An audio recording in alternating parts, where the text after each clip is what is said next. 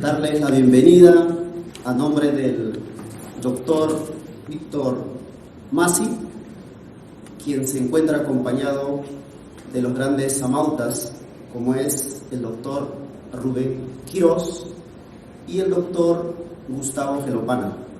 El día de hoy van a tener el placer de poder hacer la presentación del libro escrito por el doctor Víctor Masi, que lleva por título Kaita Yuyachiway Hamutachiway, un término quechua que ha sido acuñado de manera precisa para hacer o presentar a sus lectores de una manera mucho más didáctica.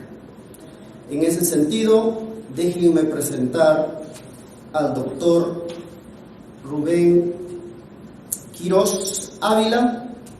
Él es presidente de la Sociedad Peruana de Filosofía, secretario académico del posgrado de la Facultad de Letras y Ciencias Humanas de la Universidad Nacional Mayor de San Marcos, representante de Humanidades en el Comité Nacional de Cielo, Perú. Ha sido director del Departamento y de la Escuela de Filosofía de la Universidad Nacional Mayor de San Marcos, además responsable del Fondo Editorial de la Universidad Científica del Sur. Es filósofo, editor y director de revistas indexadas, además de gestor en educación superior. También profesor universitario, ya ha escrito artículos en diversos medios de comunicación como El Comercio, La República, Exitosa Noticias y El Peruano. Editor general de la revista Letras, director fundador de la revista Desde el Sur y la revista Solar. Actualmente dirige la revista Tesis de la unidad de posgrado de la Facultad de Letras y Ciencias Humanas. A los intereses del doctor es la investigación ligadas a la filosofía peruana, latinoamericana, estética y educación superior, además de gestión en educación. El doctor dirige el grupo de investigación en estudios peruanos latinoamericanos Pedro Zulen de la Universidad Nacional Mayor de San Marcos. Dentro de las publicaciones se puede encontrar La Guerra del Pacífico en el Teatro Peruano 2018, Travesías Trifrontes en Teatro de Vanguardia en el Perú en el año 2009, La Razón Racial en el año 2010, Divina Metalengua que pronuncio, Antología de la Poesía Transbarroca en el año 2017, Ni calco ni copia, Antología de la Filosofía Peruana Contemporánea en el año 2019, Catarsis, Crítica a las Artes Escénicas en el Perú en el año 21, Opino, Ergo Sum, Artículos Periodísticos 2022. Escribe en su columna semanal de opinión en el diario oficial El Peruano. Escribió una columna de reseña de libro en el diario Expreso y una columna de crítica teatral en el diario Uno. Las fuertes palmas para el doctor y hacer el uso de la palabra.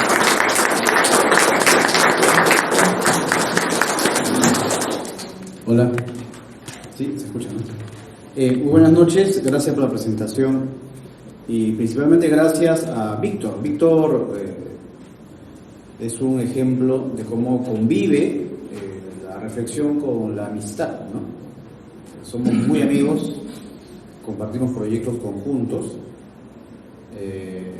Es por supuesto alguien que tiene una trayectoria docente de larga data. Ya no suele usarse, digamos, de vieja tradición, ¿no? Pero lo digo porque efectivamente Víctor proviene de algunas raíces que él se ha encargado a propósito de elaborar y pensar, ¿no?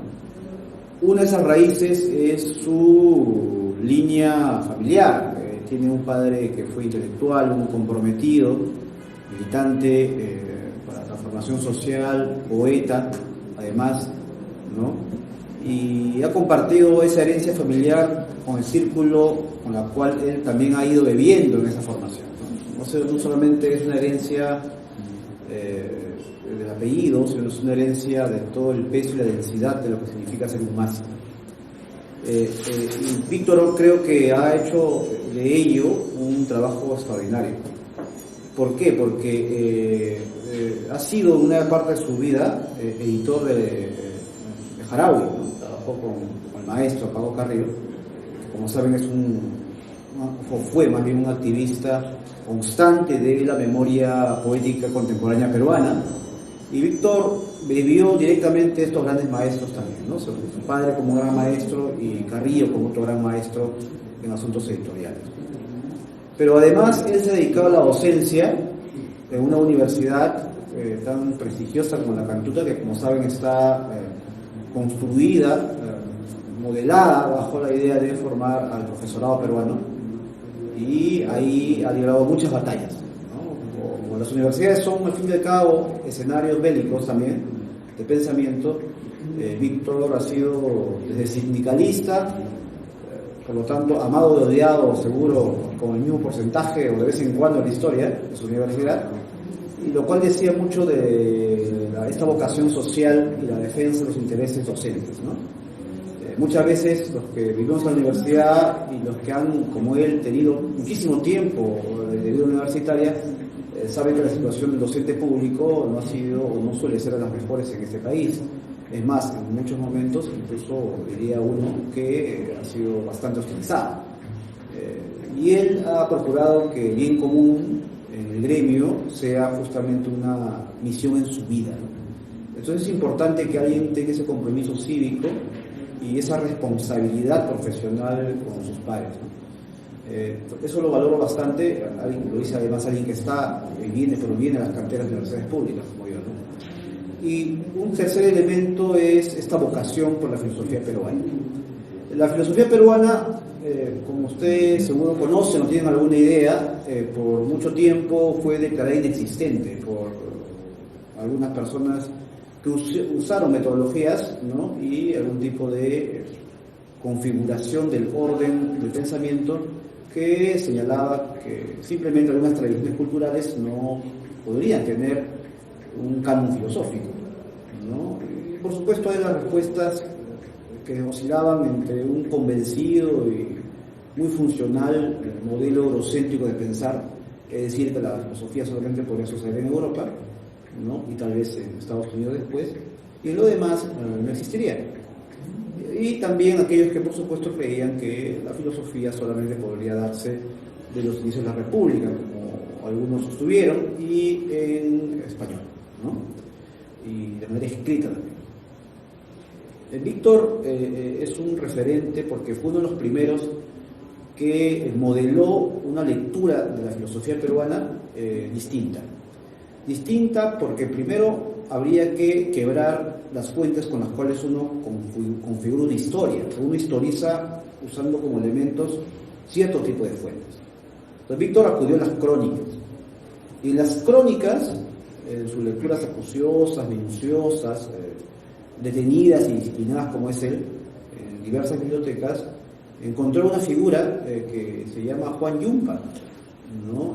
Además fue la primera vez que escuché de Víctor, hace muchísimos años ya, yo era aún más joven todavía que ahora, ¿no? Y siempre dije, Juan Yumpa, ¿no? Primera vez que yo escuchaba que alguien exponía, sosteniendo la tesis de que era un filósofo del mundo andino, que era muy atrevido frente a un establishment, un statu quo que sostenía que la filosofía solamente era europea. Entonces me llamó la atención de que alguien planteara eso, y él muy audazmente, efectivamente, visionó que la reconstrucción de las fuentes con las cuales uno va a trazar la arquitectura de la filosofía peruana tenía que darse, por lo menos inicialmente, a través de las crónicas, que era una fuente, ¿no? Entonces, este reconocimiento le dio a él un punto de partida importante en su ruta de investigación, pero contribuyó a la historia de la filosofía peruana en tanto que esa posición fue ganando espacios cada vez más en nuestro gran catálogo que ahora se considera de filósofos peruanos, ¿no? Entonces Juan Yumpa se consideró al comienzo una figura controversial. Víctor con el tiempo fue sosteniendo este tipo de argumentación, fue persuadiendo a la comunidad, tanto así que ahora Juan Yumpa aparece en su libro. Yo le preguntaba, entonces Juan Yumpa, de ser un filósofo marginal, ahora es una marca comercial, ¿no? Ya está acá. Entonces miren la evolución, ¿no? De ser un anónimo casi invisible, ahora aparece como logo de este precioso libro, a propósito, ¿no? Además creo que yo lo puse en Indecopy, creo que es la corriente intelectual internacional. Por lo tanto, es un signo clarísimo de cómo alguien traza un programa en su vida intelectual, ¿no? Y este programa requiere de mucho esfuerzo, mucha paciencia, porque uno libra batalla frente al statu quo. Y este libro que hoy presentamos es un signo clarísimo de que Víctor está ganando la batalla, ¿no? Ha incorporado en el debate de la filosofía nacional, y por eso es conocido también Víctor a nivel internacional actualmente, porque su aporte desde las claves y los códigos interpretativos hermenéuticos de la historia de la filosofía peruana en la ruta del pensamiento andino, sin caer en el exotismo, sin caer en la marca Perú, sin caer en la parte más fácil, no más superficial. Cuando uno dice el mundo de los incas, uno se imagina pues siempre ser parte de la nobleza, ¿no? O sea, cuando dice el mundo de los incas, uno quiere ser un integrante de la panaca de uno de los incas, ¿no? Pero el mundo de los incas era una sociedad que tenía Jachunruna, Mitimae, ¿no? Entonces él no construye una ficción, ¿no? Un paraíso. Entonces va reconociendo evidentemente los altos grados de diferencias culturales y epocales, y felizmente se concentra en una figura que no había sido relevante hasta ese momento. Entonces lo ha vuelto visible.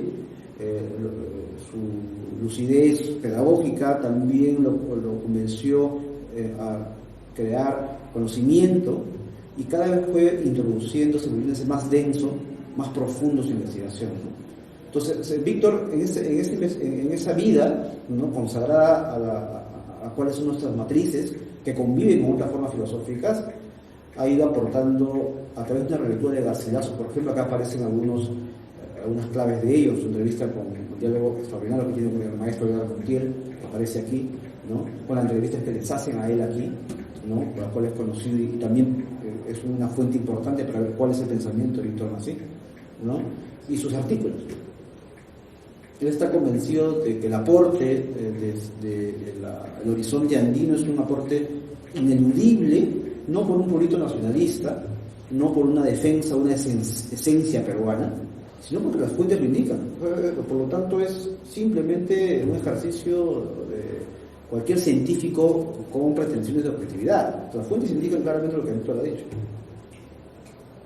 No está inventando ese Víctor, ¿no? O sea, nada. Está haciendo la ruta de un investigador serio, acomedido, responsable con lo que está diciendo, con lo que está escribiendo. Entonces, ese es lo valioso de esto. Es probablemente el mejor, el más notable investigador sobre el pensamiento andino en Perú, y de lejos, ¿no? Porque esa responsabilidad lo lleva justamente a diferenciar de lo que suele ser más bien una construcción, una imaginación de algún interesado en crear filosofía inca, ¿no?, y alguien que más bien se basa en las fuentes de manera rigurosa, como lo ha hecho él. Entonces, esa es la gran diferencia con otras propuestas. Su libro, tal vez el libro más importante, que es sobre filosofía inca, incas y filósofos, ¿no?, que acaba de decir que lo van a editar en Argentina, está demostrando la valía y el aporte bibliográfico de alguien que tenemos en esta noche el privilegio de acompañar, ¿no? Yo me aprecio ser amigo de él. Es evidentemente una amistad muy interesada la mía, porque yo aprendo de él. O sea, acá más me acerco a ser alguien que está constantemente aprendiendo. Yo no tengo nada que enseñar a Víctor, pues no, evidentemente, más que fastidiando el país, sacando la información y conocimiento y diálogo, ¿no? La relación que uno tiene con los amigos que son maestros a la vez, ¿no? Entonces Víctor tiene una presencia importante en la historia de la filosofía peruana contemporánea, como activista, seguro como docente, porque la docencia tiene dos funciones, ¿no? O repites las ideas del otro, o sea, algún filósofo que por ahí tú cuentas y te vuelves un divulgador, casi un evangelizador, ¿no?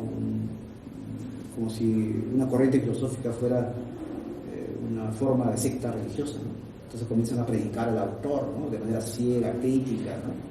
Y forman pues ahí lo más cercano a una visión estrictamente religiosa, y aquellos que no tienen un pensamiento crítico. Y Víctor va por lo segundo, ¿no? Se ha enfrentado a este otro cubo intelectual, ha ido discutiendo constantemente, además ha ido también autocriticando, ¿no? Lo cual es importante en un filósofo, o sea, aquello que nos permite simplemente siempre mejorar las cosas, o sea, pero tiene el programa bien claro desde el comienzo, ¿no? Entonces, y eso es muy valioso para un filósofo, que hay una agenda, un proyecto intelectual. Y lo que tienen ustedes aquí, y espero por supuesto adquieran, ¿no? Es diría yo, un testamento último, testamento en el mejor sentido, ¿no? De su aporte intelectual en este país, ¿no? Es un equilibrado investigador, es un preocupado por el diálogo, ¿no? De establecer puentes también en nuestra pequeña comunidad académica a nivel filosófico, y por supuesto esta noche es para todos nosotros un honor poder acompañar. Estoy con ustedes, el doctor Víctor Masi. Muchas gracias.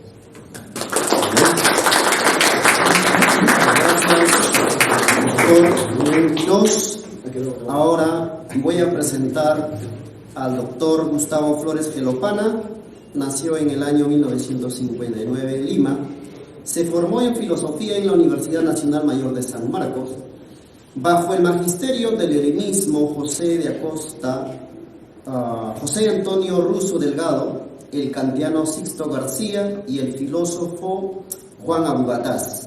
Es autor de una importante obra crítica sobre la filosofía posmoderna y figura clave en el debate actual sobre la existencia de la filosofía ancestral. Entre ellas, la precolombina encarna en muchos aspectos la idea del pensador latinoamericano, más la del filósofo académico. Es además poeta, narrador, novelista, conferencista y editor. Sus preocupaciones se extienden más allá de temas estrictamente filosóficos por abarcar toda la realidad política, social, económica, cultural, poética y religiosa.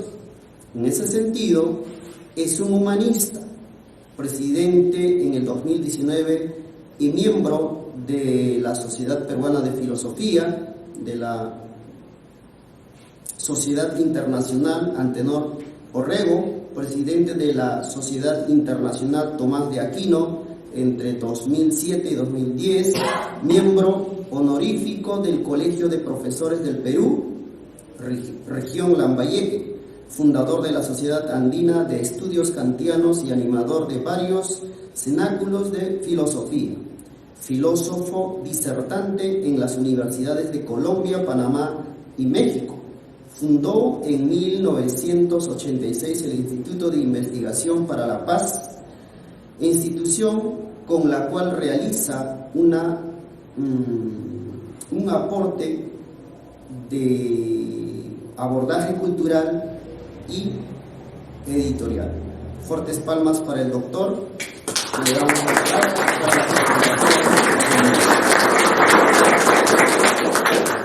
Buenas noches.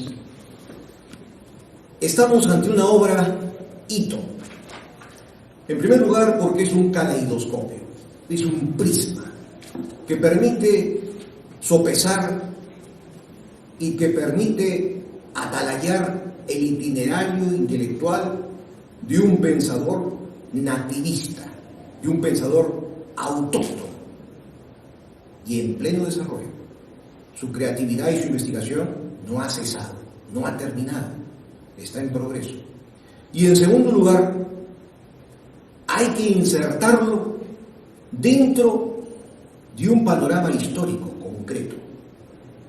Víctor Masi no nace como un fiat lux, no nace de la nada, ex nihilo, sino que pertenece a una ola cultural que incide por tercera vez en la historia de la intelectualidad peruana sobre este tema. ¿Cuál fue la primera ola? La primera ola fue 65 años después de la conquista, de la hecatombe de la conquista. ¿Y a quién me refiero? La primera ola reivindicativa de la filosofía nativa estuvo a cargo, no voy a hacer una enumeración completa, pero sí muy esquemática, del Inca Garcilaso, Huabampo Madriala y Juan Santa Cruz Pachacuti. Fueron los defensores de que aquí hubieron amautas, hubieron pensadores, hubieron sabios, con un matiz profundamente filosófico, la primera ola. Pero ya sabemos muy bien la historia que vino a partir de Toledo, que fue una represión cultural profunda, una inversión de los valores. Por eso decimos la hecatombe de la conquista, el apocalipsis del mundo antiguo. Eso se vivió 65 años después de la conquista y duró aparentemente hasta la República, 1821. Pero como también sabemos, la independencia del Perú fue el triunfo de los criollos, no de los indios, no de los nativos. Los nativos siguieron teniendo un país ajeno a su propia realidad. Y los criollos fundaron una república ajena a los intereses del Perú profundo, como hasta el día de hoy todavía somos testigos. Entonces, la segunda ola va a demorar en llegar, para volver a retomar el tema de la filosofía autoctonista. Y esto sucede en el coloquio del Cusco de 1965, con las figuras señeras de Ángelo Peralta y José Tamayo Herrera, el historiador, que se plantean concretamente la pregunta: ¿hubo filosofía precolombina? La segunda ola. Volvieron a relanzar la idea, relanzaron la idea. ¿Y nosotros a qué ola pertenecemos? A la tercera ola de los años 90, segunda mitad. Después de la obra del alemán Estermann, 98, comienzan a aparecer las investigaciones peruanas sin haber tenido contacto con la obra de Estermann. La de Juan Yumpa, Víctor Masi, la mía y la de otros investigadores. Ahí empieza la tercera ola de las propuestas. Son las propuestas. Ya no se trata de relanzar la idea, ahora se trata de proponer interpretaciones. Entonces, esta recapitulación esquemática sirve para ubicar a Víctor Masi en un momento histórico concreto, porque todos sabemos que los años 90 son de la instauración global del neoliberalismo. ¿Y qué significa eso?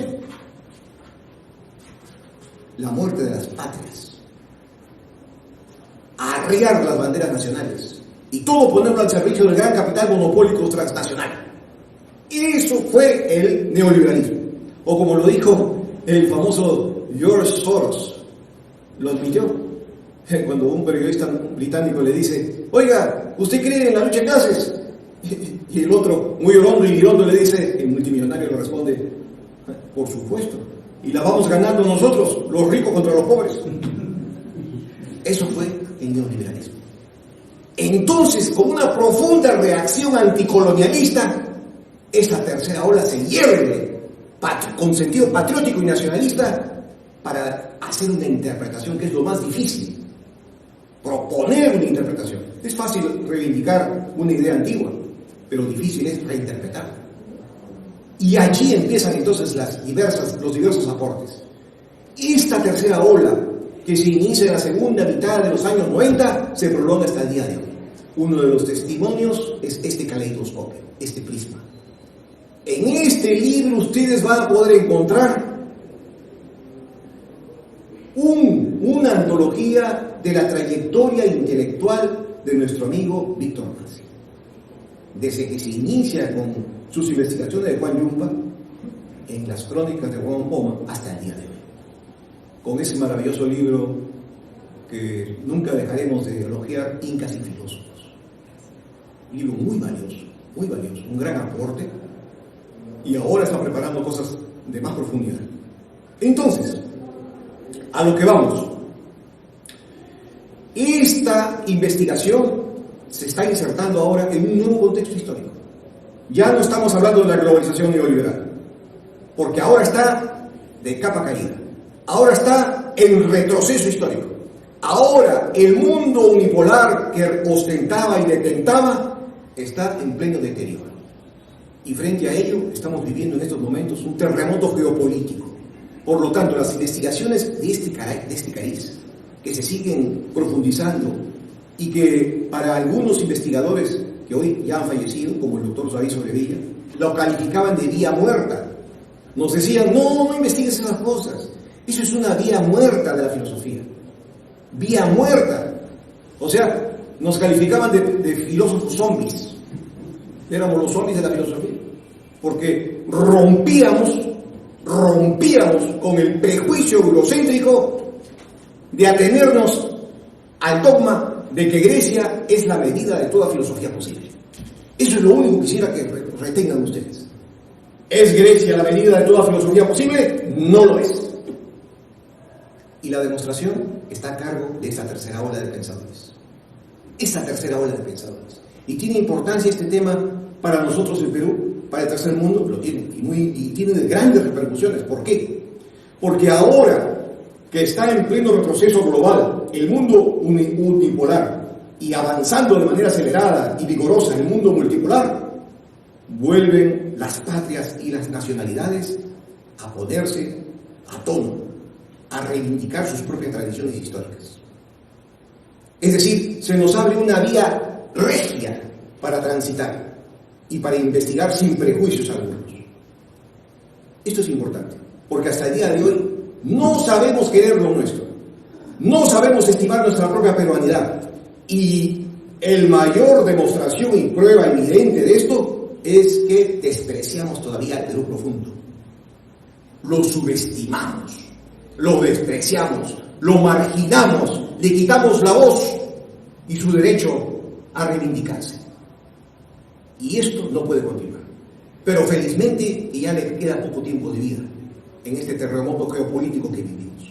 Y entonces nosotros, que formamos parte de esta tercera ola de la filosofía nativista, que busca fundamentar filosóficamente que es posible hablar de filosofía en el propio mito, que es todo un desafío, porque el mundo precolombino, el mundo ancestral, es profundamente mítico, no es conceptual, no es lógico como los griegos. El espíritu griego, está por demás decirlo, pero es profundamente un espíritu racionalista, conceptualista. Esa no es la vía de tránsito de los pueblos originarios del Perú. ¿Qué dice el subtítulo? Dice, huellas de reflexión originaria. Quien ignore, quien pretenda ignorar el orbe mítico de nuestro mundo precolombino no está entendiendo el espíritu andino. Ni creo el espíritu de los mundos ancestrales. Ni de China, ni de la India, ni de Sumeria, no está comprendiendo. La está castrando. Y esta castración cultural no hace más que hacer una estratagema tramposa para meter bajo cuerda los prejuicios eurocéntricos. Estamos en un momento histórico en el que hay que romper con los prejuicios eurocéntricos. Grecia, ni Occidente, es la medida de la racionalidad humana.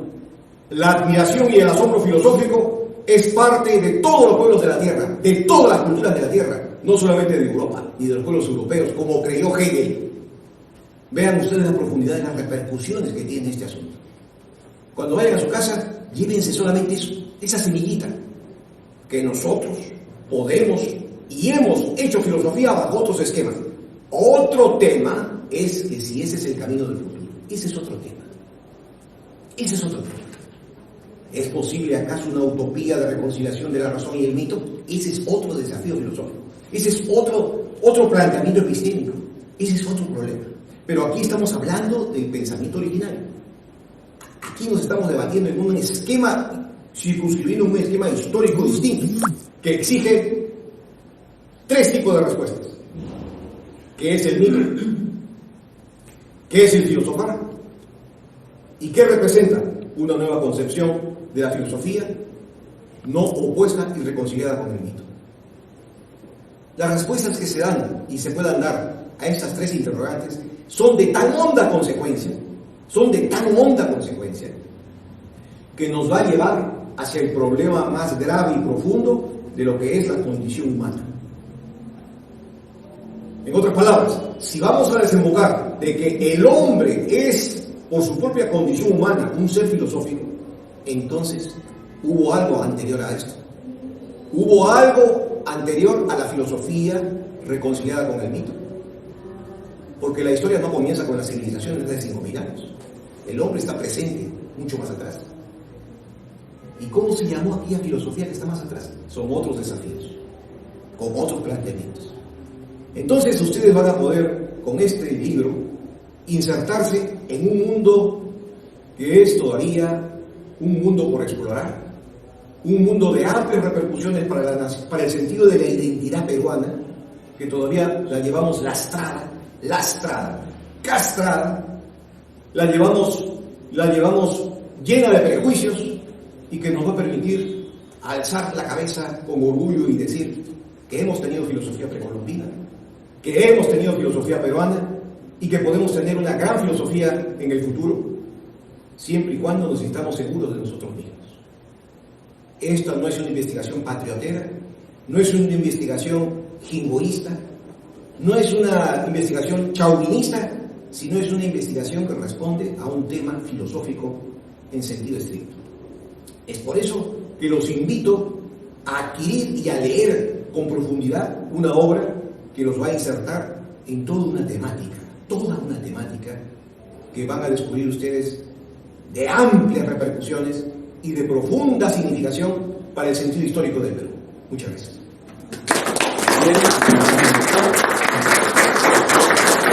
Antes de dar las palabras al doctor Masi, quisiera también sumarme de lo que han dicho los grandes doctores, que son autoridades en la temática. En primer lugar, estoy muy contento de estar al lado del doctor Masi.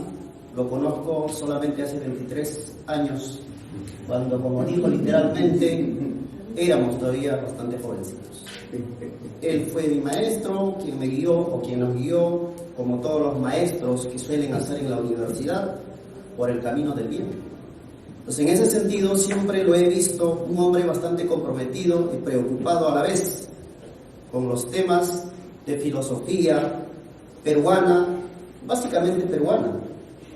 Y en ese sentido creo que al pasar el tiempo, el doctor lo que ha hecho es, efectivamente, ha ido poniendo a prueba, en base de artículos científicos, en base a las ponencias, y gracias a esas discusiones que se han generado en ciertos claustros, hoy ha recopilado en una sola fuente.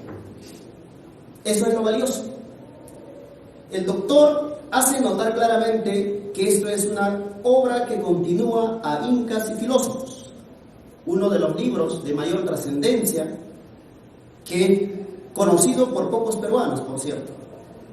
Muy conocido en Argentina, en otros países, pero en el Perú pocos conocemos esas obras. De hecho, que este libro va a generar mucha polémica, y ya lo está haciendo. Lo que hace el doctor Masi, es meritorio resaltar esta parte, es lo que me decían en las amargos. Una cosa es estudiar filosofía y otra cosa es hacer filosofía. Lo que hace el doctor Masi es justamente apelar al idioma originario, que es el quechua, y hace dialogar, hace conversar, hace fluir, presenta al lector de una manera, como les digo, bastante didáctica.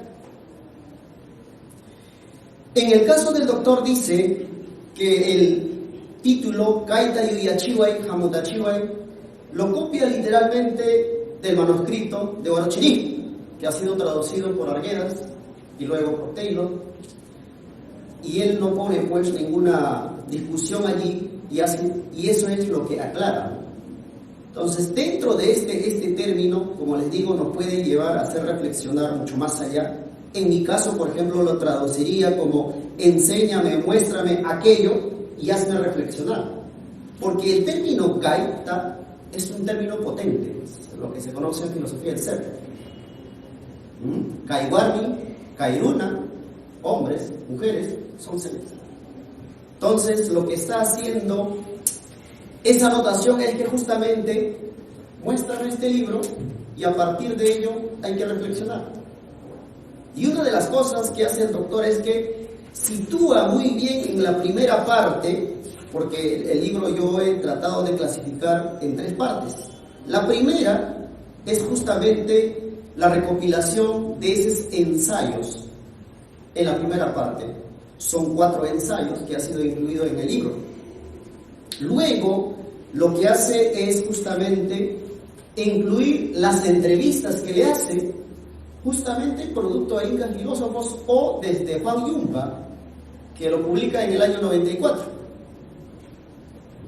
Y posterior a ello, lo que hace también es el doctor entrevista justamente para tratar de, supongo, comprobar, verificar si lo que está escribiendo va por el camino de lo que también otros están entendiendo. Y lo hace la entrevista a Francisco Carrillo Espejo acerca de Guamán Poma, que es bastante polémico, también a Edgar Montiel acerca del pensamiento de Garcilaso.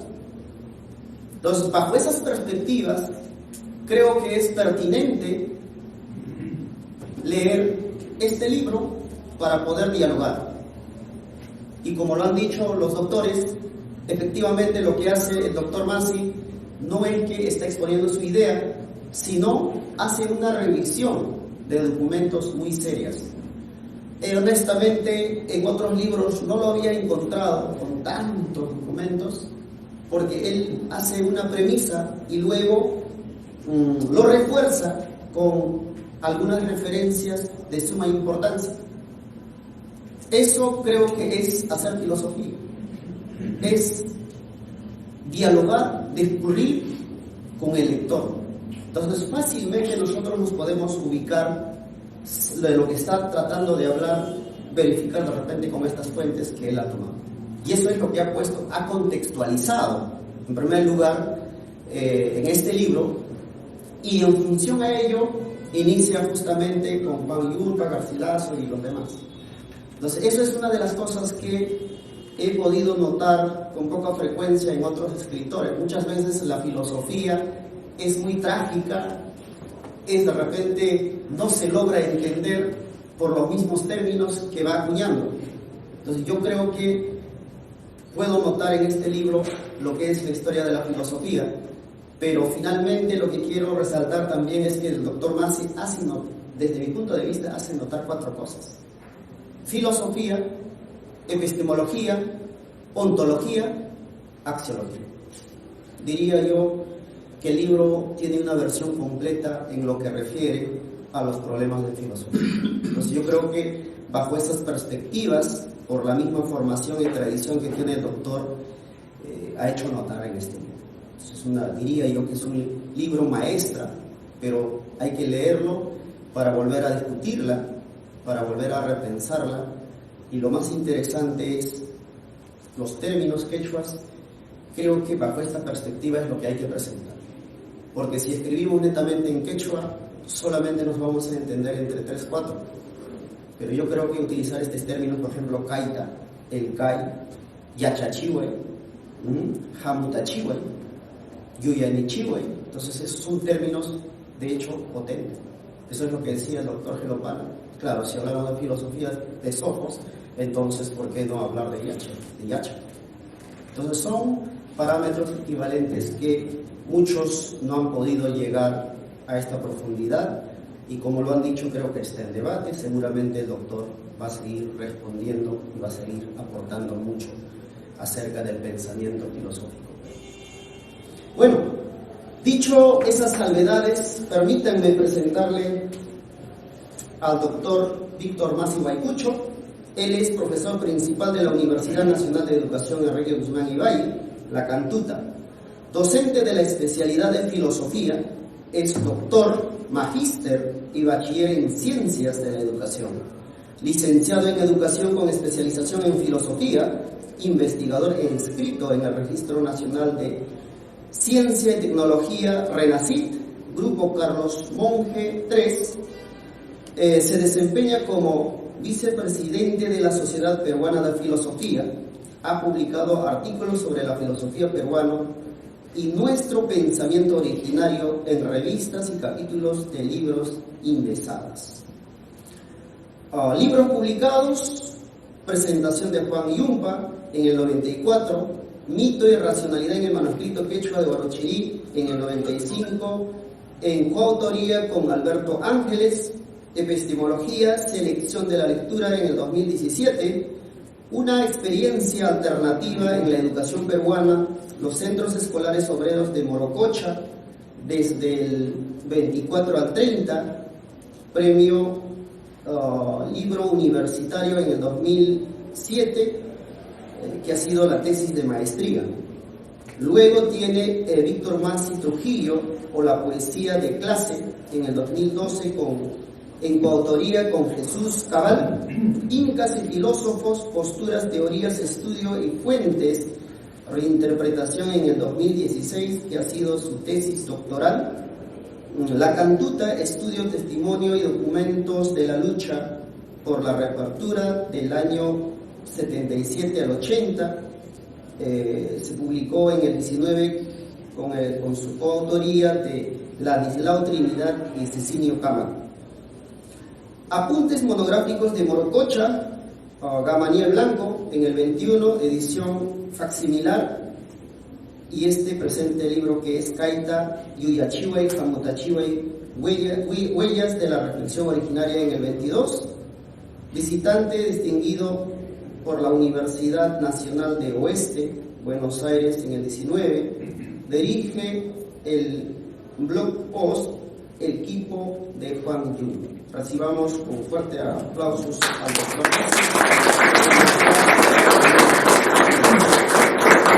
Gracias, Nelson.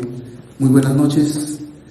Bueno, les agradezco la presencia de ustedes en este evento, magno evento, agradeciendo en primer lugar a la Municipalidad de Miraflores, sobre todo a la Secretaría de Cultura y la promoción de las noches de las librerías. Este es un anticipo. El domingo es el Día Internacional del Libro. Todos los que somos bibliómanos y nuestros proveedores que están acá también, aparte de Alberto, de John Palomino, ¿no? Virginia Vilches, que estuvo acompañándonos, ¿no? En realidad las librerías muestran la cultura de un pueblo, ¿no? Muestran lo que somos como círculo de pensamientos, ¿no? Y sobre todo de cultura, ¿no? Somos una cultura. ¿Qué nos distingue de todos los demás? Los libros. Y a cada país que he ido, lo primero que he hecho es meterme en una librería para ver qué cosa hay. Y me sorprendo cada vez más que en el Perú no subsista, a pesar de la pandemia, las librerías y los libreros. Mi padre fue librero, ¿no? Vendía libros también. Y conozco esa experiencia de primera mano, ¿no? Bueno, también a mis auspiciadores, ¿no? En primer lugar, a la Librería Cultura Peruana, ¿no? En la persona de Alberto Pérez Calderón. Alberto aquí está al fondo acompañándonos, ¿no? Y gracias a él, ¿no? Su auspicio, su aliento, está este libro, ¿no? También a Virginia Vilches Samanés, ¿no? Gerente de librosperuanos.com, que estuvo acá con nosotros. También mi agradecimiento y sobre todo, ¿no? La calidad de personas que hay acá en Miraflores respecto a los libreros, ¿no? Que no son los únicos, pero son los que yo más confío en cuestiones editoriales, ¿no? También, ¿no? Quizás mis comentaristas que han sido extremadamente bondadosos, ¿no? Y yo quiero agradecer a Rubén, que todavía compartimos, ¿no? Hasta que le dejemos el cargo, la Sociedad Peruana de Filosofía, ¿no? Y a Gustavo, que también fue el past presidente de la Sociedad Peruana de Filosofía, ¿no? Lo que ha dicho Gustavo es cierto, ¿no? Hemos comenzado la tercera ola. Y Gustavo también tiene libros interesantes sobre el tema, no solamente quienes hablan, o sea, yo no soy el único, sino que en esa ola, sin conocernos, coincidimos, ¿no? Yo les agradezco a mis dos comentaristas las palabras bondadosas, ¿no? Que han tenido conmigo. Siempre creo, ¿no? Que no tenemos la verdad absoluta, siempre hay que seguir investigando Y siempre, ¿no? Cada interrogante, responderla, ¿no? Buscando con seriedad las fuentes para contestar, ¿no? Nunca preveyendo, ¿no? Adelantando juicios que no se pueden probar, ¿no?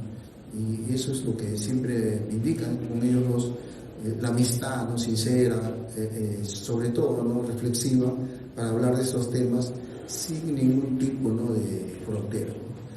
También, ¿no? A ustedes por concurrir y estar conmigo, pero quiero agradecer de sobremanera a un gran amigo, ¿no? A Kerwin Vega. Por favor, Kerwin, puedes pararte. Si ustedes, gracias, Kerwin.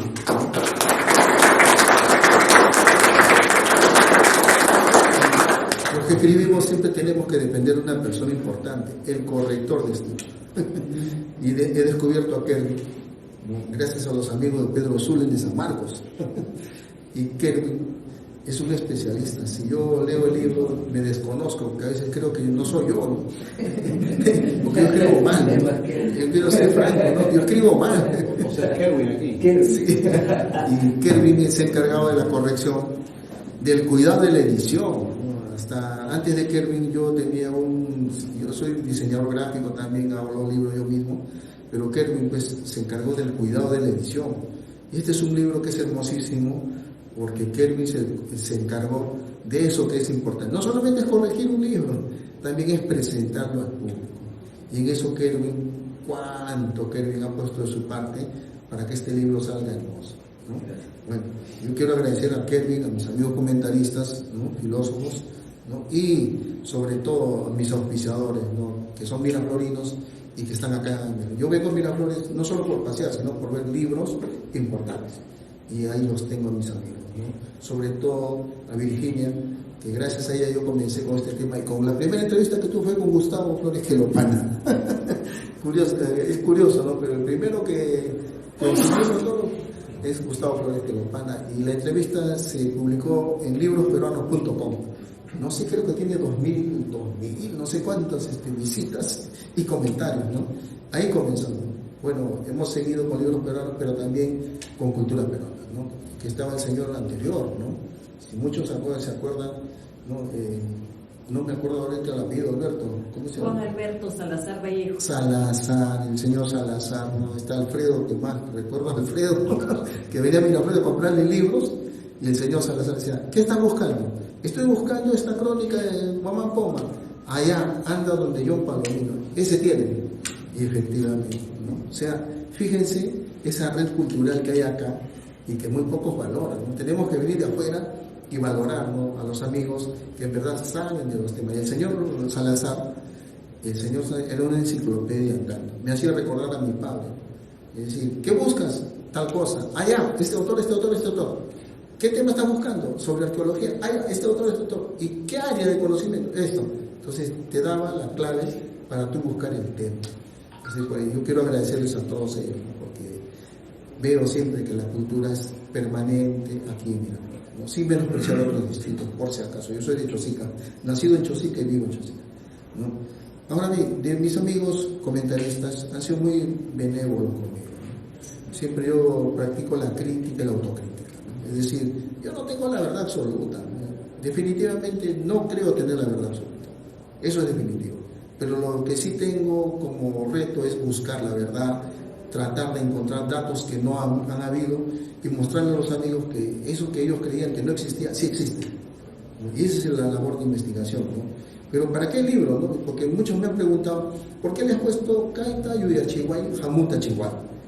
Porque eso es un término primigenio que está en el libro explicado, ¿no? En la introducción, que es un término que utilizaban todo aquel que hacía reflexión, ¿no? Por eso la carátula del libro, si se han dado cuenta en el libro, hay un personaje en la nación Jero de Cusco que está haciendo el ritual, ¿ah? Y ese ritual es para agradecer, se llama reciprocidad, es un encuentro, es un tiempo, y él explicaba que estos tipos de encuentros es para que nosotros aclaremos el rumbo que tomamos. Sí, yo le tomé la foto, ¿no? Y él estaba contento, siempre me decía, esa palabra yo no la conocía.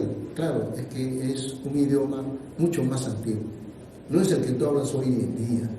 En el Cusco se habla otro tipo de expresión que no es la misma que se hablaba aquí en la zona central de la costa central del Perú. Ya este idioma ha desaparecido. Se llamaba Chinchaycín. ¿Dónde queda el idioma? En el manuscrito Guarachirí que tradujo Argueda, que tradujo Gerald Taylor, y también, ¿no?, en Norteamérica un autor boliviano. Entonces, por ejemplo, cuando está el título, siempre me dicen, hubiera sido mejor que dejaras huellas de la reflexión. Sí, pero hay una palabra nuestra, originaria, que dice lo mismo, que podemos reflexionar y que podemos pensar y que podemos saber. Por eso el título del libro, ¿no? Y está explicado en la introducción. Ahí dice por qué el título del libro, ¿no? Ahora, la idea de este libro es introducir al lector para que reconstruya la reflexión antes de la hecatombe y después de la hecatombe colonial. La palabra que muchos utilizan no es colonia, es virreinato, dice. Pero ese término no refleja el conflicto que hubo. Es decir, primero, el idioma nuestro, que había muchos, se unificó en uno solo. La lengua general de los incas. ¿Los incas hablaban ese idioma? No, los incas hablaban puquina. Y el puquina no es el idioma que se hablaba en la costa central, ni siquiera la referencia a los chancas, en Huamanga. ¿No? O sea, muchos dicen, la lengua general del Inca es el quechua. Eso no es cierto. La lengua del Inca era el puquina. Segundo, ¿no?, ¿por qué utilizar términos originarios de 1560?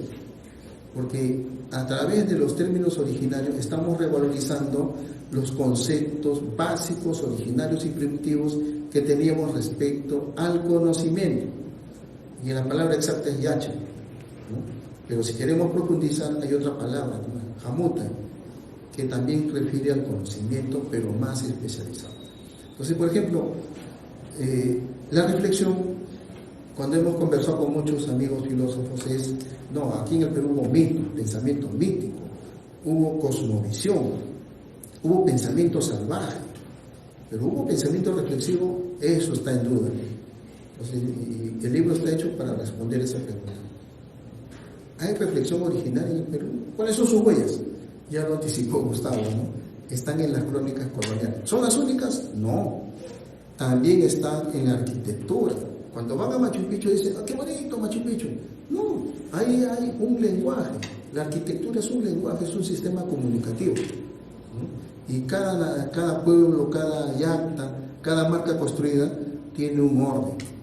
Entonces, en ese sistema está, pero el único no, están los textiles.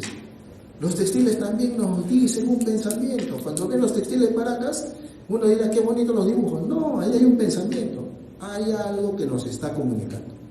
Pero también hay otro sistema comunicativo distinto a todas las culturas del mundo, el quipu.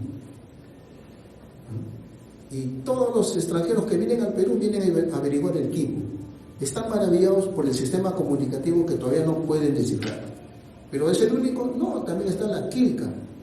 Y la quilca también es un sistema comunicativo que solo se utilizaba en ciertos contextos de la nobleza o de los curacas que eran aliados del Cusco, del Tahuantinsuyo.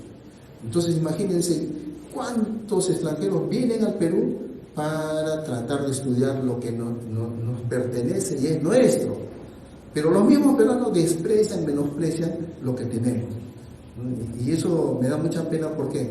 Porque tenemos todo un nivel cultural tan amplio y sin embargo mucha gente a veces no desprecia el conocimiento, la cultura originaria que tenemos. Mi misión siempre ha sido, como comenté con nuestros amigos, ¿no?, buscar cómo revalorizar el pensamiento reflexivo. Porque muchos dicen, no, pero no hubo pensamiento reflexivo, eso no reflexionaba. ¿Eso es cierto? No.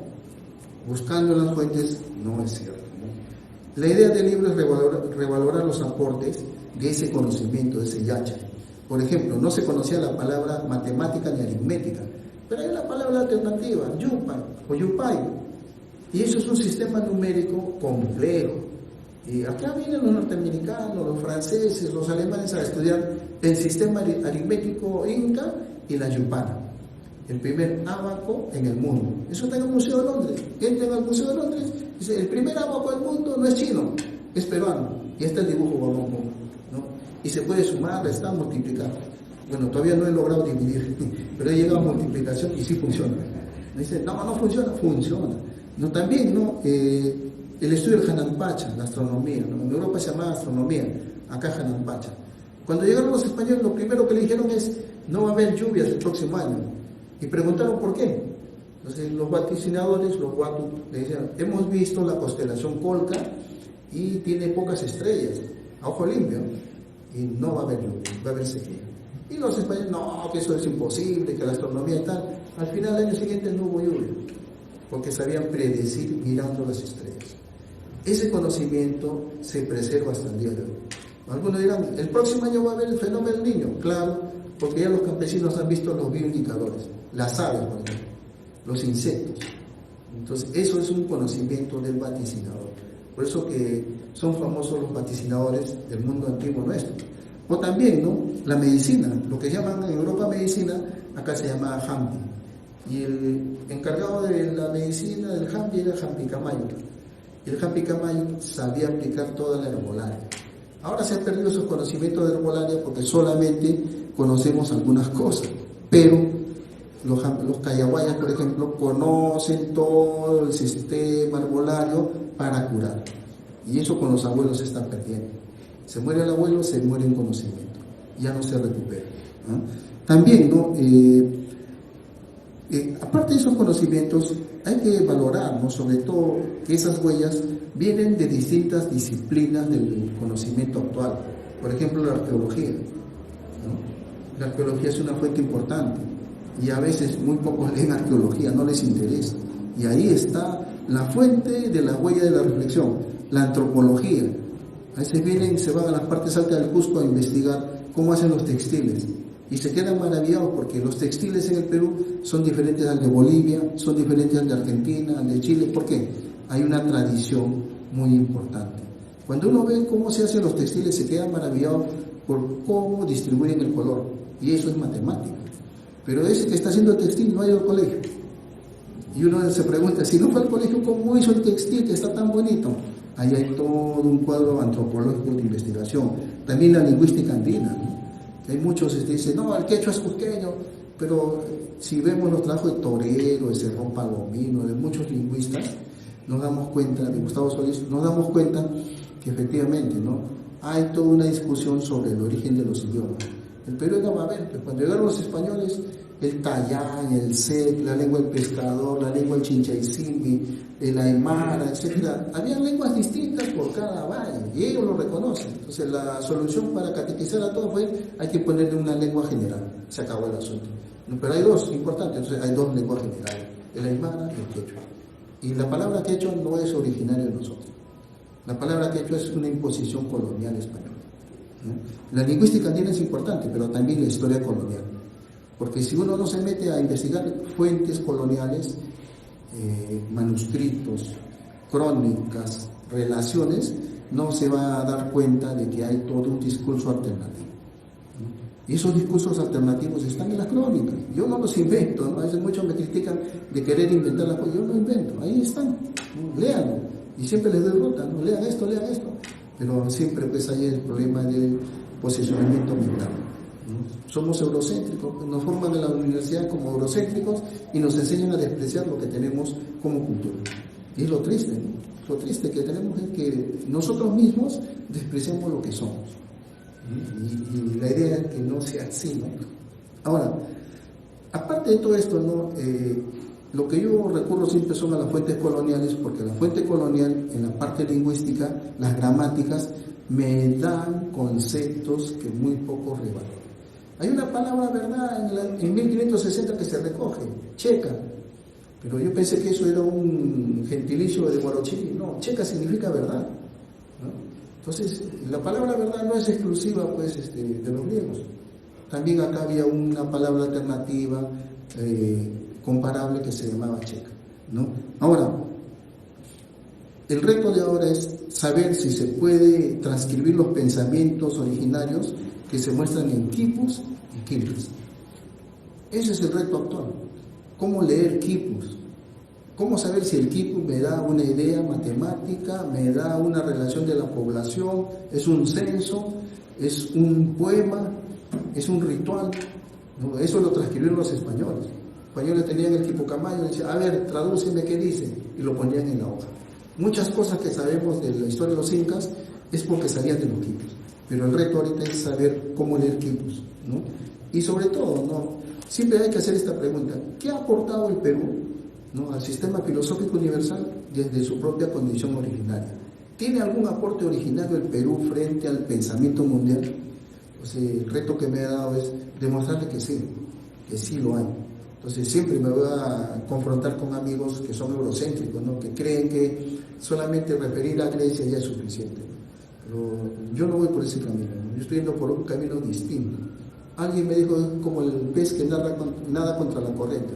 Efectivamente, de eso se trata, ¿no?, de tener voz propia, pero no es mi voz personal, es la voz de aquellos que no han podido decir lo que tenían que decir en el tiempo que tenían que decir, ¿no? Había esto que se llamaba el dominio colonial, ¿no? Y bueno, este libro es para retarlos a saber revalorar todo lo que pensamos, todo lo que sabemos y todo lo que nosotros somos, ¿no? Porque el único que se da cuenta que es peruano es cuando sale al extranjero y se da cuenta que todo lo que tenemos acá no hay en otros lugares. ¿No? Entonces recién te das cuenta que eres un peruano. ¿Por qué? Porque no solo es alimento, sino es la cultura y la costumbre. Y el peruano se vanagloria de tener múltiples formas culturales. No solamente en Lima, ¿no? Salir fuera de Lima y de otros lugares te da una idea de quiénes somos y lo diversos que somos, ¿no? En esa diversidad hay una unidad que nosotros llamamos la reflexión originaria. Muchísimas gracias.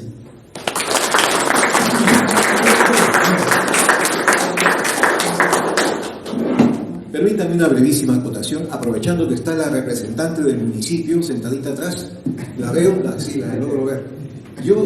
Mire, señorita, yo observo que existe ya una comunidad cultural interesada en estos temas. Yo creo que sería una bonita iniciativa de la municipalidad que acoja a los intelectuales para un debate sobre este tema durante algún mes. Levante la mano el que no está de acuerdo con esta iniciativa. Quiere decir que hay unanimidad. Mire usted, y esto rompe con un prejuicio. ¿Sabe cuál? El prejuicio de que los intelectuales estamos encerrados en nuestra torre de marfil. Muchas veces es la propia comunidad la que se cierra y no permite abrir estos ambientes que están a disposición de los intelectuales para que la comunidad del municipio, la comuna misma, que está interesada en estos temas, participe, se entere y expecte esta clase de debates que son tan indispensables para nuestra propia identidad cultural. Así que paso el guante a todos los que están comprometidos en esta iniciativa, que pueden recomendarle intelectuales para debates, no para disertaciones doctorales, porque la gente se aburre con estas cosas, sino con debates vivos, de posiciones enfrentadas. Cuando hay respeto, todo se puede intercambiar. Mientras no se falta el respeto, las ideas son bienvenidas, aunque sean contrapuestas. Así que no hay problema. Aquí se trata de que la comunidad expecte en vivo, en persona, no solamente los institutos culturales como el británico, como el peruano norteamericano, sino todo el municipio, que tiene un compromiso cultural con su comunidad, abra las puertas y organice esta clase de eventos. Gracias. Esa es mi acotación.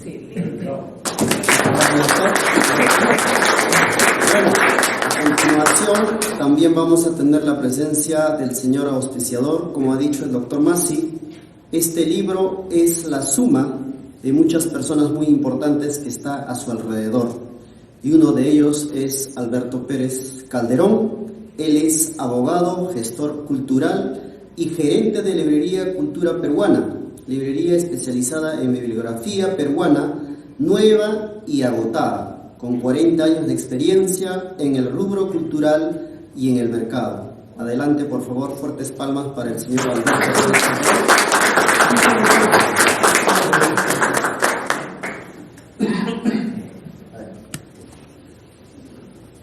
Buenas noches. Quien habla, les habla en representación de Librería Cultura Peruana, una librería especializada en bibliografía peruana nueva y agotada, como lo comentaba el doctor. En principio queremos agradecer al doctor y amigo Víctor Masi por permitirnos auspiciar su trabajo, un libro que tenemos conocimiento le ha tomado cerca de 20 años de constante investigación y arduo trabajo.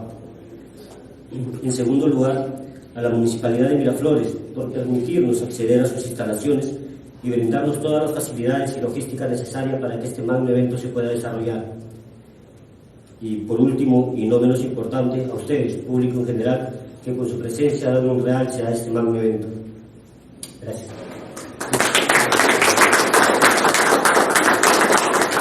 Gracias, doctor Alberto. Bueno, no queda más que otra cosa agradecerles la presencia de cada uno de ustedes por su tiempo. Pero, ¿podría hacer una pregunta?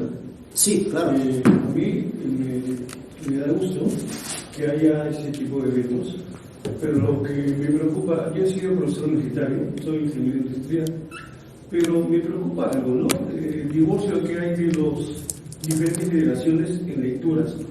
En nuestro país el porcentaje de gente que lee es muy pobre, muy exiguo.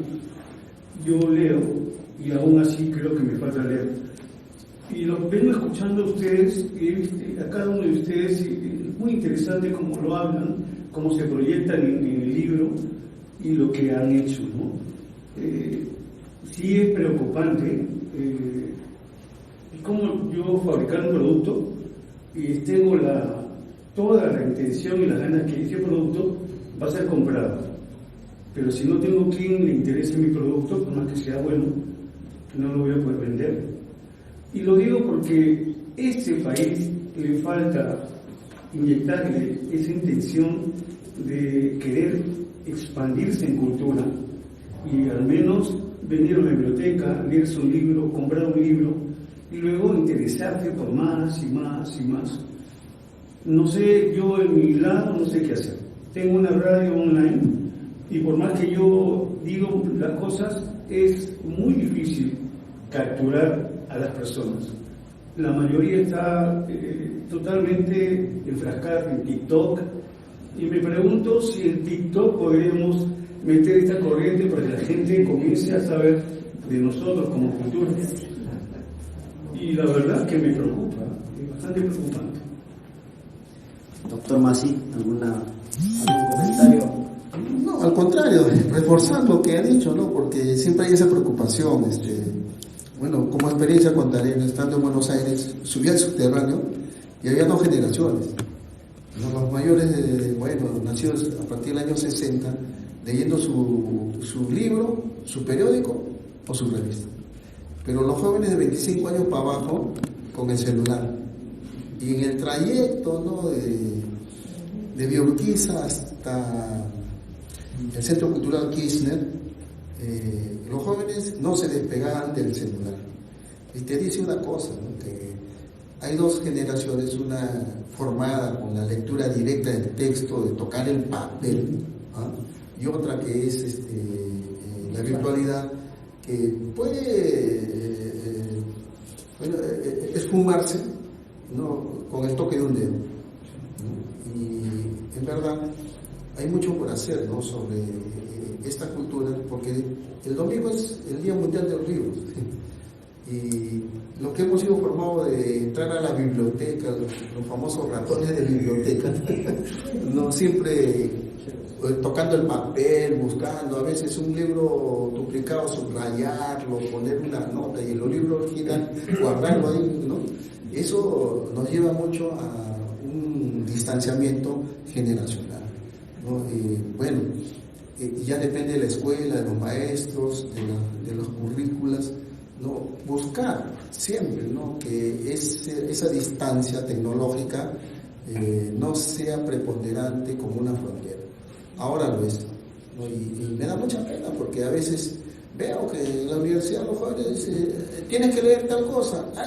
Eso ya está en el internet, lo bajo, lo copio y ahora uso el chat inteligente, ¿no?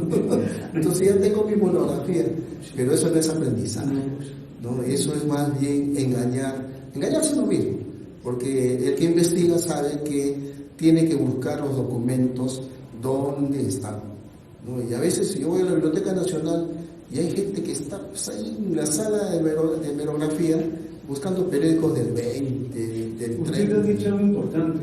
El problema es que se está perdiendo el esquema de investigar. Así es. La gente no está investigando. Así es. Copia, pega y corta y no sé qué más hace. Una breve acotación. Hay un libro de Nicholas Carr, seguramente muchos lo conocerán, se llama ¿Qué está haciendo Internet con nuestras mentes? Y luego dice superficiales. Es un libro muy interesante, no solamente datos filosóficos, sino neurobiológicos, para demostrar que el Internet tiene un efecto devastador sobre la memoria de las personas y además sobre la comprensión lectora. Mucha gente lee y no comprende lo que lee, y comprende mal. Entonces ustedes se quedan sorprendidos porque esta gente tiene formación completa de secundaria, de estudios universitarios, incluso licenciados, comprenden mal lo que leen. Les cuesta trabajo. Por eso que también eligen mal al presidente que queremos todos. Seguramente. Todos. Seguramente. Muy bien. De repente hay alguna otra acotación más antes de cerrar. No sé, perdón, no sé si estoy fuera de contexto, pero quiero agradecer infinitamente al doctor Maxi por el homenaje que acaba de rendirle a mi hermano. Yo soy hermana del dueño de la librería. Gracias por las hermosas palabras que ha tenido para mi hermano. Se lo agradezco a nombre de mi familia. Y lo otro, gracias a todos ustedes que vienen a calmar nuestra sed de conocimiento que tenemos. Soy maestra, o ya estoy ya fuera del magisterio, pero hasta ahora no sabía del abaco que estaba en un museo y que era peruano. Es algo que desconocía. Gracias.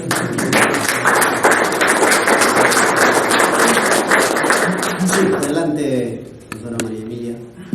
Sí, buenas noches. La verdad ha sido muy grato, doctor Víctor, volverlo a escuchar. Y por otro lado, yo siempre lo tengo presente, porque así como usted dice que probablemente los jóvenes no les interese ni leer, los videos que hace, tanto el doctor Quelopana, que usted ha hecho varios, el doctor Bassi también, y otros difusores e investigadores como ustedes del mismo tema, yo los uso en mis clases, en las ingenierías, en los primeros ciclos, cuando los chicos vienen ansiosos de saber. Vinculo esto con identidad, porque ciertamente los mismos jóvenes dicen, después de haber leído, que ellos no conocían esto.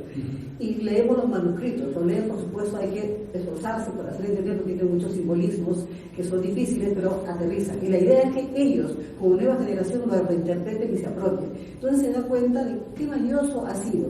Y yo no sé si yo les tomaba, pues, ¿y qué hubiera pasado si tú no hubieras leído? Y dice, bueno, seguiría pensando, como mi propia familia, que dice tal cosa, que aquí no había sabiduría, que todo es de afuera, que aquí lo indígena no sirve. Y eso para mí es valioso porque los jóvenes hacen una relectura. ¿Y cómo lo he hecho?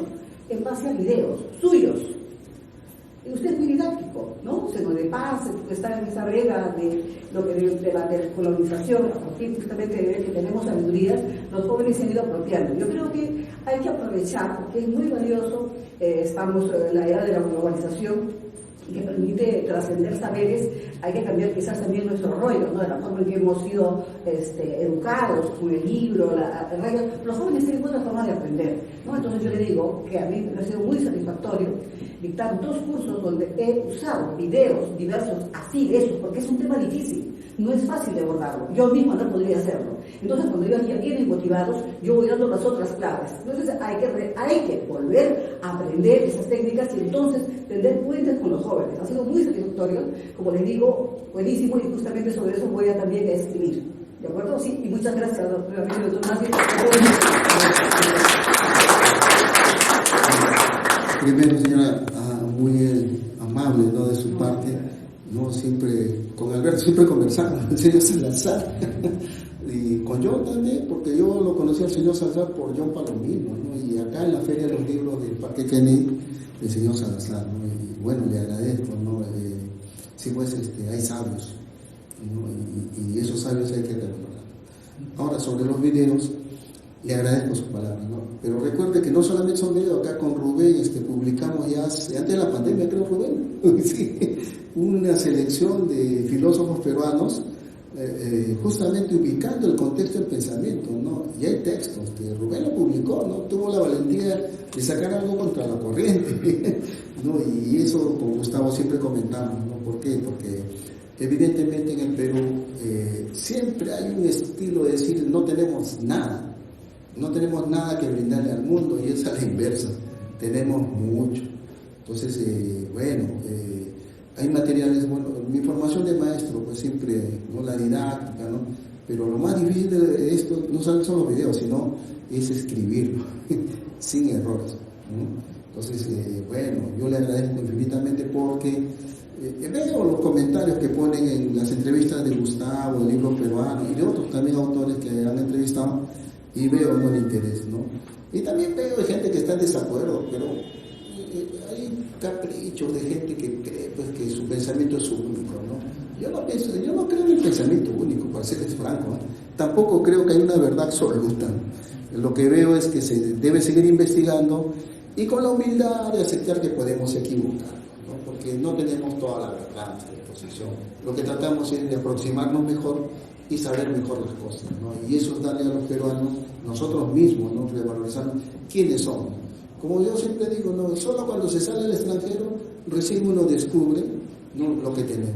Porque a un amigo en el Cusco se le cae la billetera y viene un francés y le habló en quechua. Y él no habla en quechua. Y me cuenta, me dice, escucha, que mira, el señor que vendía la canchita, le tradujo, ¿no? El quechua del francés. Dijo, se te ha caído la billetera. Cuando agarra el bolsillo siempre estaba en el suelo, no en la banca. Pero el anciano que vendía solo hablaba quechua y algo de español. Pero este francés creía que todos los peruanos hablaban quechua. Y eso es lo que nos pasa a todos nosotros, ¿no? Tenemos que revalorizar nuestra propia identidad lingüística. Hay palabras que no existen en otros países. Por ejemplo, dame una yapa, ¿no? Y muchos van a otros países y dicen, ¿qué cosa es yapa? No te entiendo, habla claro. Y yapa viene del quechua, yapay. Aumentame un poco más. Entonces, uno cree que el español que está hablando en el Perú es de Castilla al 100%, y eso no es cierto. Porque los españoles vienen y hay palabras que no entienden. ¿Y eso qué cosa? En realidad no es español, pues es nuestro idioma original. Y pasa en la selva, pasa en el Cusco, pasa en Puno, pasa en Arequipa, y recién uno se da cuenta el valor de nuestro idioma. Ese es un valor que no tienen otras culturas, ¿no? Pero en fin, les agradezco infinitamente sus preguntas y todo lo que ustedes han dicho. Muchas gracias. Hay una Buenas noches a los auditores, al profesor Víctor. Felicitar a la Municipalidad de Miraflores por acogernos en su casa. Vengo aquí después de mucho tiempo y con esto creo que Miraflores otra vez está tomando su sitial de hacer actividades culturales.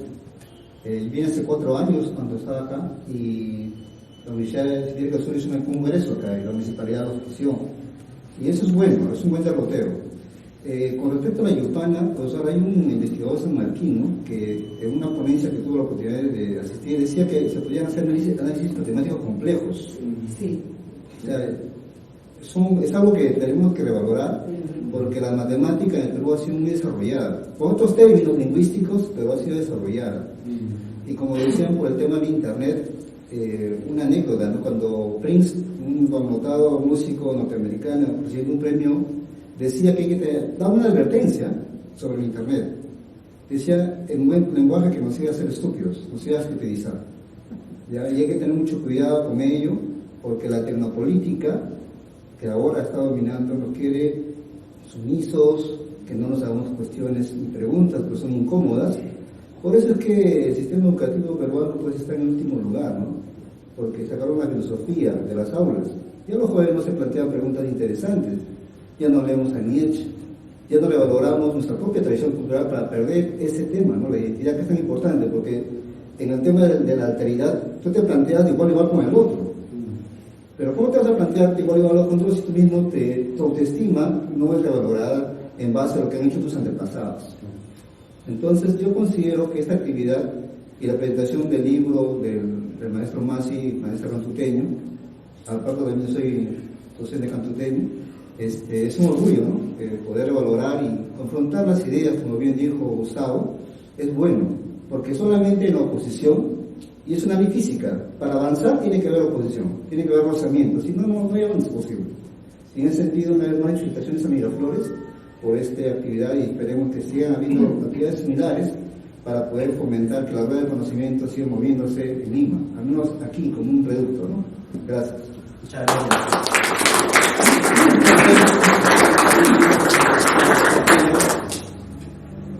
Adelante, doctor. Sí. también para saludar y felicitar a los expositores y de la misma manera también a los señores organizadores, a la librería que está patrocinando también este gran evento.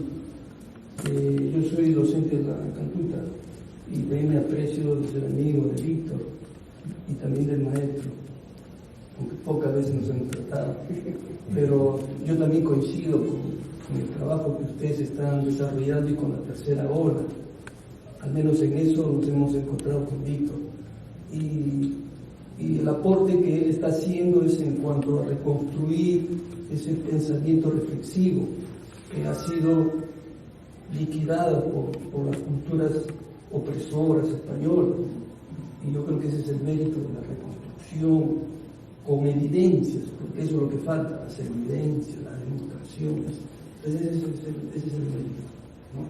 Y desde ella también los aportes y el reconocimiento de los colegas de San Marcos, que son ustedes, ¿no? Y que también reconocer el papel del ente, de la filosofía, ¿no? Esa institución que preserva y que es abierta. Porque yo tengo entendido de que hace 10, 15 años lo que primaba era la visión occidental, ¿no? Se hacían grandes eventos, grandes acontecimientos sobre Grecia, sobre Roma, ¿no? Todo era la panacea eurocéntrica, ¿no? Con distinguidos intelectuales, ¿no? De San Marcos, de la Católica, ¿no? También del interior del país, ¿no? Pero también se ve que se ha debilitado esa visión y ahora hay un resurgimiento, y eso es muy importante reconocer en el marco esto de la globalización, la destrucción de los nacionalismos que usted muy bien señalaba, ¿no? Entonces, esta tercera ola es cierto y se da en un buen momento. Y el contexto también así lo señala. Lo que viene ocurriendo en el país, en el sur, en el centro, las luchas, todo ello también va con un resurgimiento de nuestras culturas originarias. Felicito pues a este evento y a los expositores.